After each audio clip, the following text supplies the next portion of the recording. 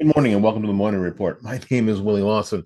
On the last video we did obviously struck a nerve with some of you, so we're going to continue striking that very same nerve because for decades Democrats have been the masters of political gerrymandering.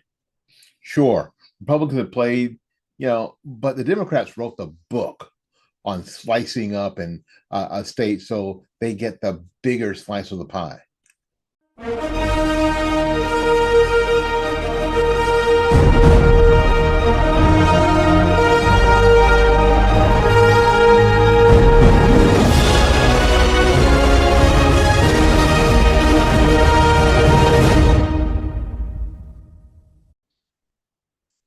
I remember when District 5 in Florida was at some points, that district was less than 100 yards wide and traversed 8 counties.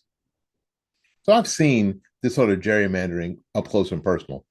From Illinois to Maryland to New York, Democrats have drawn maps that make Picasso look like a straight edge draftsman. They packed Republican voters into tiny little corners and cracked them apart in the swing suburbs and called it fairness with a straight face. And for years, Republicans grumbled, complained, reacted, but normally after the damage was done. I mean, in the 2012 election, I was working with my friends at Liberty News, Grassfire Nation, and we watched the results come in, and we watched these maps. And you watch these red, blue maps, and you see this swath of red everywhere, and these little bitty chunks of blue everywhere. Well, for the most part, all that red, mountain, farmlands, where people don't live. People don't live. Where the people live who need to be represented are in those little dots of blue. And this is something that is finally being changed. That needed to change, but Texas has changed that. This isn't the GOP whining about unfair maps. This isn't a court case that might get resolved in 2 years from now. This is Republicans saying, we won. We have the pen, and we're going to use it. So now, mid-decade, without waiting for the census, Texas Republicans rolled out a redistricting map designed to flip possibly 5 House seats from blue to red. That's not defensive. That's offense. And the Democrats they never saw it coming. The weirdness, the irony, this is exactly the kind of bare knuckle politics Democrats have celebrated when they pulled it off. Except now, the shoe's on the other foot. And that foot is square in the ass of the Democrats. All right. Now, this is why this is such a delicious spot turn twist. Republicans aren't inventing anything new here. They're just finally playing the Democrats perfect. They're playing a game that the Democrats have perfected and playing it better. Two key plays are involved in this. And you'll hear about this. It's called packing and cracking. Packing means that you jam as many of the opposition voters as possible into a single district. So maybe they get one of the seats available, one. Okay. They win there in a landslide, but all the extra votes are useless anywhere else. Cracking means that you split the rest of those voters into pieces so small they can't form a majority anywhere. It's a political equivalent of watering down strong coffee until it tastes like tap water. Texas Democrats took those very same tactics and put them on steroids. They went right to the Democrat strongholds, Houston, Austin, South Texas, minority-led Democrat-friendly districts represented by people like Al Green. Not the good Al Green. Uh,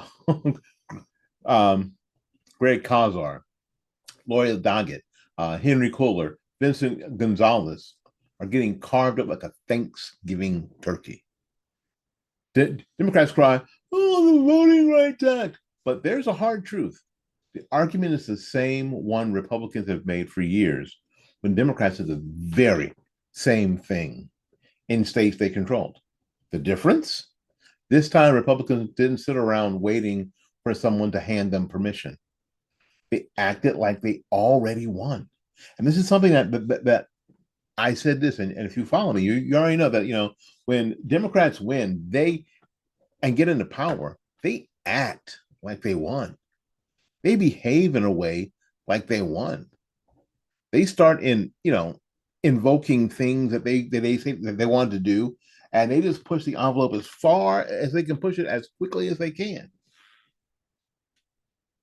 The first thing that Republicans do when they win elections, or especially national elections, is sit around and try to figure out how to be bipartisan. They get all Pollyannish. Weird.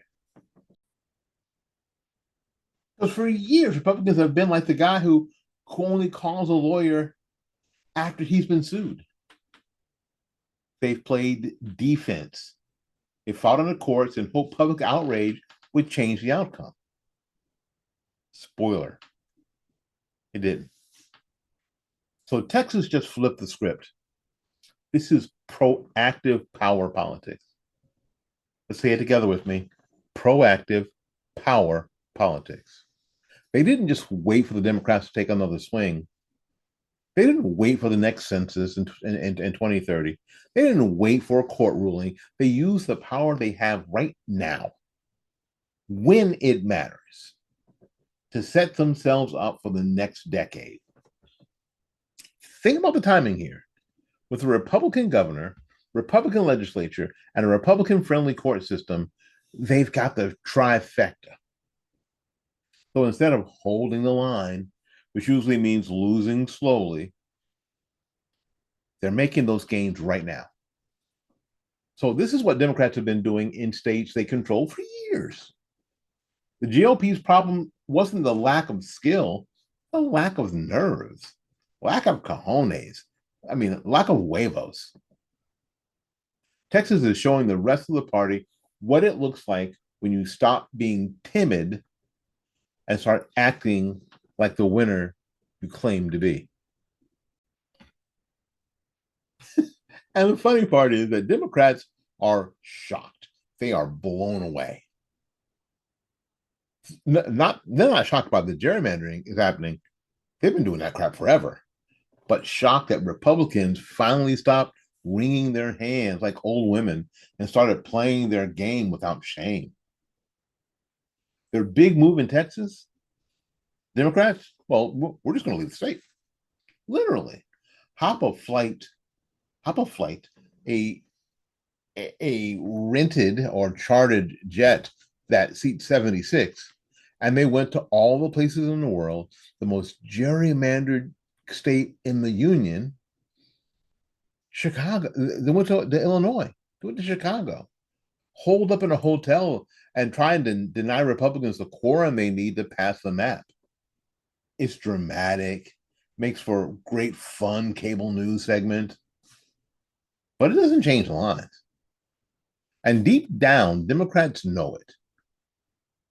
That's why they're screaming about norms and process, because for the first time in a long time, the norms they set are being used against them. Now we say all the time, be careful what you do because you won't always be in power. In blue states, they protected themselves with, quote, independent redistricting commissions, window dressings for we still win, but it looks clean. Republicans in red states aren't playing that game. They're using every inch of power that the voters gave them, the same way Democrats have for years. Now you have to know this. Texas isn't just redrawing maps. They are redrawing the rules of engagement. If this works, and it will, Republican-led states across the country will see the green light. Florida, North Carolina, Georgia, even swing states like Wisconsin, possibly, could take a page from Texas and say, why wait? The political map could start shifting mid-decade in both directions. Democrats will have to decide if they're willing to drop the self-imposed rules and fight fire with fire. Now, the self-imposed rules are, and this is like the unspoken rules in baseball. I think it's the stupidest thing ever. The unspoken rules, like the whole thing, like flipping the bat, like tapping your head. What? That kind of thing. That you're supposed to wait till the census. There isn't any law that says you have to. If there's any law that says you have to, do it whenever you're in power. Change the maps. So this is more than gerrymandering. This is a mindset shift. The GOP is starting to think like winners, not like survivors. Okay, now here's a big takeaway. Winners act like winners. For years, Republicans have been content to hold the line, which in Washington speak means lose slowly. They've let Democrats dictate the tempo, the narrative, and the rules. Texas has said, not anymore. Democrats aren't mad about the maps. They're mad because for once, Republicans beat them at their own game. The same aggressive, unapologetic map making Democrats have bragged about for years is now being used against them.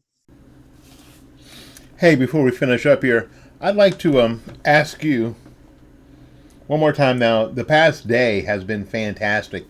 We'd like for you to subscribe to this channel.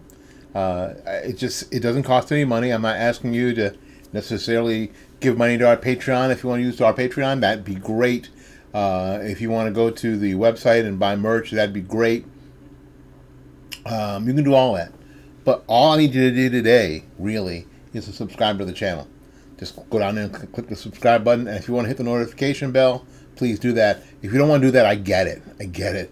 I mean, getting several thousand notifications for all the YouTube channels that you've subscribed to is completely unmanageable. I understand that. But if you would just subscribe, that would be great. That would help us out fantastically on our first road to monetization. So anyway, thank you so much. Let's finish this up. And they don't like the taste of their own cooking. Texas Republicans aren't playing defense. They're not pretending the other side will do the right thing if given the chance.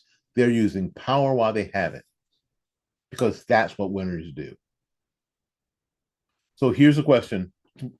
Will the rest of the GOP learn the lesson? Will they learn the lesson? Will they finally stop asking, are we allowed to do this? And start saying, we are doing this.